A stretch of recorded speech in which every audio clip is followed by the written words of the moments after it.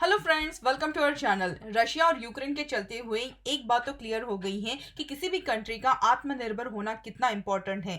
2017 से लेकर 2021 तक इंडिया भी एक वर्ल्ड के टॉप 5 आर्म इंपोर्टर में इंक्लूड होती थी, जिसमें और भी कंट्रीज यहाँ पे हैं। तो देखिए यहाँ पे जो हमारे गवर्नमेंट का फोकस है आत्मनिर्भर भारत, इसके चलते हुए ये जो हम इंपोर्ट करते हैं ये अभी हो गया है 21% से कम।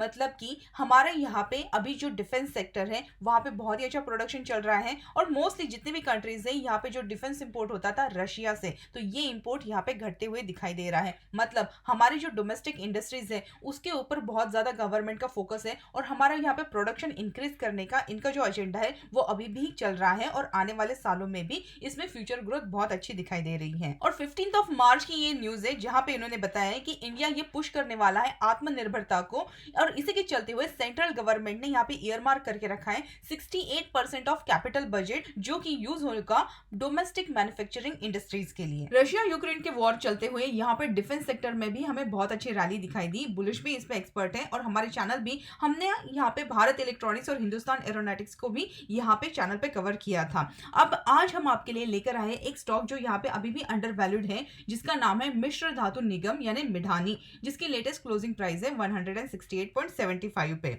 मेटल सेक्टर से बिलोंग करता है, स्मॉल कैप कंपनी है, मार्केट कैपिटल इसका 3161 करोड़ का, पी रेशियो इसका कम है 19 का, सेक्टर पी से अगर हम कंपेयर करें जो है 24.35। अब कंपनी के यहाँ पे फंडामेंटल्स की भी बात कर लेते हैं तो देखिए मिश्र धातु निगम लिमिटेड जो है ये इस्टेब्लिश हुई थी 1973 में under ministry of defence as a government of India enterprises और इसका जो यहाँ पे प्रोडक्शन यूनिट है वो है लोकेटेड हैदराबाद में, जो कि कमीशन हुआ था 1982। ये जो कंपनी है ये बिजनेस करती है production and supply of various super alloys, जिसमें इंक्लूड होते हैं special steels, material to defence, other strategic sectors for nuclear, aeronautical and space application. और इसी के साथ ये जो कंपनी है ये यहाँ पे जितने भी डिमांड होती है डिफेंस ओरिएंटेड टेक्नोलॉजी की वो भी यहाँ पे कवर करती है। 45 इयर्स का इनका एक्सपीरियंस है। इनका जो 70% का जो प्रोडक्ट है ये कैटर करता है इनके जो स्ट्रेटेजिक कस्टमर है उनके लिए, जैसे कि ordnance factory board, defence research and development organisation ISRO, Hindustan aeronautics और डिपार्टमेंट ऑफ एटॉमिक एनर्जी। और इसी के साथ मिधानी स्पेशल अलॉयज भी सप्लाई करती है इनके कमर्शियल सेक्टर को, जिसमें इंक्लूड करते हैं लार्सन एंड टुब्रो और भेल भी। बढ़ती हुई डिमांड के साथ इस कंपनी ने अपना प्रोडक्शन भी यहाँ पे ओवर द इयर्स बढ़ा दिया है। कंपनी जो है ये अभी एक्स डिविडेंड डिक्लेयर कर दिया है, तो जो लोग यहाँ पे इसके जो स्टॉक्स है वो 22 मार्च के पहले अगर यहाँ पे खरीद लेते हैं तो वो लोग एलिजिबल हो जाएंगे जिनको डिविडेंड मिलेगा 13 अप्रैल को। 24 अप्रैल की न्यूज है जहाँ पे एक्सपर्ट ने बताया कि मिश्र धातु निगम ये स्टॉक लॉन्ग टर्म के हिसाब से बहुत अच्छी बेट है, क्योंकि इसका जो हाई था वहां से 10% यहाँ पे गिरावट हुई है और इसकी जो प्रोस्पेक्टस है कंपनी के लॉन्ग टर्म के हिसाब से बहुत ही अच्छे दिखाई दे रहे हैं। 2020 से लेके 2021 में कंपनी ने बहुत ही अच्छा टर्नओवर यहाँ पे दिखाया है। कंपनी का जो ऑपरेटिंग प्रॉफिट है इसमें ग्रोथ हुई है 24.52% की अगर हम लास्ट ईयर से कंपेयर करते हैं तो, और उसी के साथ यहाँ पे जो प्रॉफिट बिफोर टैक्स है उसमें भी 11.88% की ग्रोथ हुई है। प्रॉफिट आफ्टर टैक्स भी 166.29 करोड़ से बढ़ गया है, जो पिछले साल था 159.73 करोड़ का। तो चलिए इसके फाइनेंशियल हम ईयर ऑन ईयर बेसिस पे भी देख लेते हैं। 2018 से लेके 2021 तक टोटल रेवेन्यू में कंटिन्यूसली यहाँ पे बढ़त हो रही है। इबिटा जो है यहाँ पे भी बहुत अच्छी इंप्रूवमेंट दिखाई दे रही है। उसी के साथ नेट इनकम में भी यहाँ पे इंप्रूवमेंट हुई है ईयर ऑन ईयर बेसिस पे। ईपीएस भी 7.01 से बढ़कर हो गया है 8.88 का। शेयर होल्डिंग पैटर्न की अगर हम बात करते हैं तो 74% यहाँ पे प्रोमोटर हिस्सेदारी है, प्रोमोटर का कोई प्लेज नहीं है। म्यूचुअल फंड यहाँ पे 12.36% की हिस्सेदारी लेकर चल रहे हैं, डीआईआई 1.92, फॉरेन इंस्टीट्यूशन 0.25 और रिटेल इन्वेस्टर यहाँ पे 11.48% की हिस्सेदारी लेकर चल रहे हैं। अब हम यहाँ पे कंपनी के जो स्ट्रेंथ है वो भी देख लेते हैं तो हाई पेट्रोस की स्कोर की कंपनी है, नेट प्रॉफिट यहाँ पे क्वार्टर ऑन क्वार्टर बेसिस पे बढ़ रहे हैं, लो डेप्ट है कंपनी का रेवेन्यू और उसी के साथ प्रॉफिट जो है वो पिछले 2 क्वार्टर से यहाँ पे बढ़ते हुए दिखाई दे रहा है। कंपनी का 0 प्रोमोटर प्लेज है और एफआईआई ने यहाँ पे अपनी जो शेयर होल्डिंग है उसमें भी बढ़त की है। वीकनेसेस भी देख लेते हैं तो देखिए यहाँ पे वीकनेस में नेगेटिव ब्रेकडाउन यहाँ पे दिखाया है, जो फर्स्ट सपोर्ट था वो ब्रेक किया है।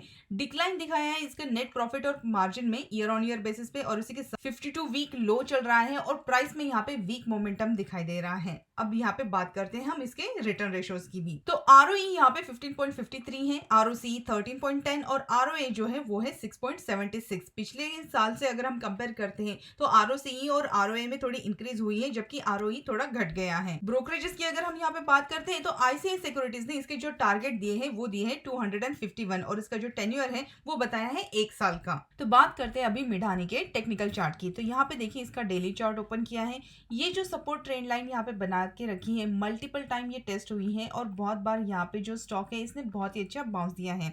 अभी आप जो देख रहे हैं ये जो सपोर्ट लाइन है ये टूट तो गई है, लेकिन उसके नीचे उसने एक दूसरा सपोर्ट बना के रखा है जो है 165 के लेवल का। अब अगर हम थोड़ा सा बड़ा चार्ट यहाँ पे देखते हैं तो देखिए चार्ट ने यहाँ पे बहुत ही अच्छा राउंडिंग बॉटम फॉर्मेशन बनाया है और उसके बाद ये जो रेजिस्टेंस है इसका ब्रेकआउट देते हुए इसने जो हाई लगाया था वो लगाया था 277 का और उसके बाद जो स्टॉक है एक बहुत ही लंबे कंसोलिडेशन फेज में चला गया है जिसका सपोर्ट यहाँ पे 173 का है। अब देखिए ये जो स्टॉक है यहाँ से क्या हो सकता है, तो आगे के लिए यहाँ पे अगर जो लोग यहाँ पे ऑलरेडी इन्वेस्ट करके रखे हैं उन्होंने तो यहाँ पे सपोर्ट जो है 165 इसका एक स्टॉप लॉस बना के रखना चाहिए, क्योंकि अगर ये स्टॉक यहाँ से फिसलता है तो नीचे की तरफ यहाँ पे 150 के भी लेवल दिखा सकता है। और जो नए इन्वेस्टर है वो अगर यहाँ पे निवेश करना चाहते हैं तो यहाँ पे ब्रेकआउट जो है उसका वेट करना चाहिए, क्योंकि स्टॉक जो है यहाँ पे अभी ऑलरेडी ओवरसोल्ड रीजन में है। यहाँ से अगर ये पुल बैक देता है तो हमारे लिए जो मेजर एक रेजिस्टेंस होता है वो होता है यहाँ पे 180 का।